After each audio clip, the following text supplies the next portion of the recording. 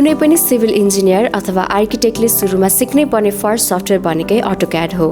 हामीहरूलाई घर परिवार साथीभाइहरूले अक्सर जग्गाको ब्लुप्रिन्ट देखाएर कस्तो घर बनाउन सकिन्छ भनेर सोध्ने गर्नुहुन्छ।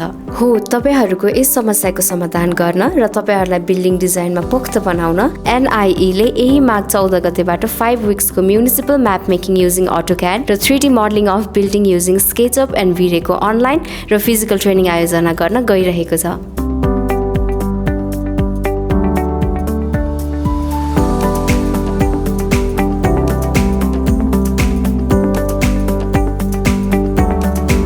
बिल्डिङको 2D ड्रइङ हामी AutoCAD सफ्टवेयरबाट गर्छौँ। 2D को कोर्समा हामी आर्किटेक्चरल ड्रइङ्स, स्ट्रक्चरल ड्रइङ्स र basic electrical and sanitary drawings बनाउन सिकाउँछौँ। साथै नक्सा पास गराउने विधिबारे पनि सिक्छौँ।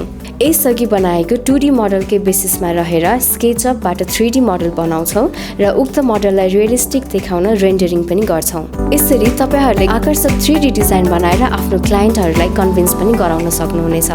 हामीसँग एकदमै लिमिटेड सिट्सहरू रहेको छ, त्यसैले छिटोभन्दा छिटो आफ्नो सिट बुक गर्नुहोला।